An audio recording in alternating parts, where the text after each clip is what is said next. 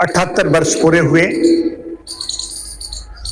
79वें स्वाधीनता दिवस की कायाकल्प केंद्रम और इस शाला के सदस्यों को बधाई देते हुए अपनी बात रख रहा हूं। अभी हम लोग यज्ञ कर रहे थे, तो यज्ञ में हम स्वाहा करते हैं, समर्पित करते हैं।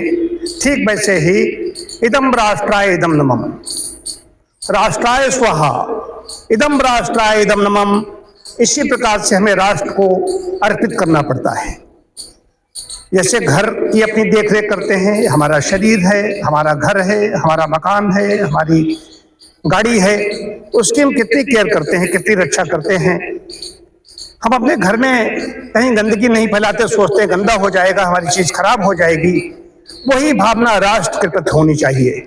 कुछ मुट्ठी भर लोग जिन्होंने सुभाष चंद्र बोस के लिए कहा जाता है, लिखा था इदम राष्ट्राय इदम नमम, कि जो राष्ट्र के लिए जन्मदिन से पहले ही कौन जिसका जन्मदिन आने को है और निकल जाता है कहाँ कहाँ कैसे कैसे, तो रविन्द्रनाथ टैगोर को लिखना पड़ता है कि इकला चलो रे। कल्पना कर सकते हो तो अलग विषय है, लेकिन उससे पहले 14 अगस्त है। मैंने जब से, हम लोग तो आज़ादी के बाद में पैदा हुए, लेकिन जो लोग होंगे उस समय बच्चे होंगे छोटे छोटे जो अभी जीवित हैं, जिनकी 80, 85, 90 साल की अवस्था है, उनकी अवस्था कम रही होगी, उन्होंने उसको देखा है, जो भी उनकी स्मृति कितनी रही होगी। लेकिन फोटो देखता हूँ इस समय, तो कोई भी सर्च करिए, देखिए 14 अगस्त को देखिए, जो विभीषिका थी विभाजन की, उसके दर्द को, उसको देखने से पता चलेगा। ट्रेन भरी हुई है, बैलगाड़ियों से लोग जा रहे हैं इधर उधर, त्राही त्राही मची हुई है। अब विशेष रूप से वो लोग जो हमारा शत्रु राष्ट्र बना हुआ है, वो लोग काट काट फेंक रहे थे, तो यहाँ के हमारे सिखों ने, गुरुओं की धरती है, उन्होंने उसका बदला लिया। इससे पहले आजादी के बारे में सब लोग जानते हैं कि उसमें गर्म दल है, नरम दल है, इनके द्वारा हमें आजाद हुए, खड़े हैं। लेकिन विभीषिका देखिए, वो दर्द देखिए, वहां त्राय त्राय काट बची हुई, और यहाँ पर हम हर्षोल्लास, आज हम आजाद हैं। तब अटल जी को लिखना पड़ता है, अपनी काव्य में कहते हैं 15 अगस्त का दिन कहता आजादी अभी अधूरी है। मेरे अंदर विचार आज सुबह आ रहा था कि 15 अगस्त का दिन कहता है नवनिर्माण जरूरी है, नवनिर्माण की मुझे बात करनी होगी।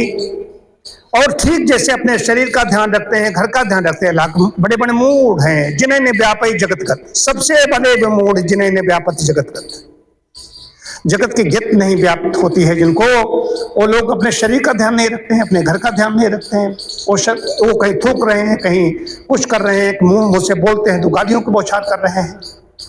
तो शिक्षा और स्वास्थ्य, राष्ट्रपति महोदया का अभिभाषण सुन रहा था, तो उन्होंने शिक्षा सबके लिए, शिक्षा सबके लिए, स्वास्थ्य की बात कहेगी।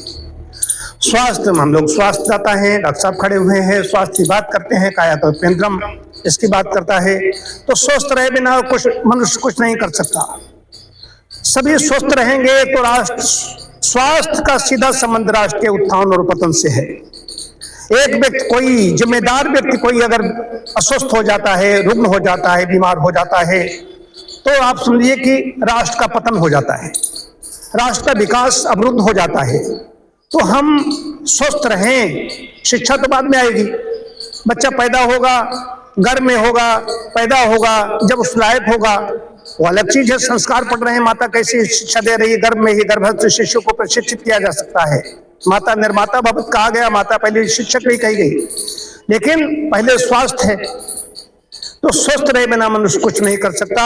स्वास्थ्य शिक्षा 2 मूलभूत आवश्यकताएं हैं। आदमी कितनी भी विपरीत परिस्थिति हो, रोना मत रोइए, रोना मत रोइए कि मैंने किया विपरीत परिस्थितियों से निकला। हर व्यक्ति का रोना है, हर व्यक्ति की समस्याएं हैं। अब पसीना तुम्हारा निकल रहा है तो उसके लिए मुख्यमंत्री प्रधानमंत्री तुम्हारा पसीना पोंछे आकर के, तुम्हारे आंखों में धुआं लग गया तो अब तो कुप्पी नहीं, यहाँ तो कुप्पी पढ़ पढ़ करके आए हैं।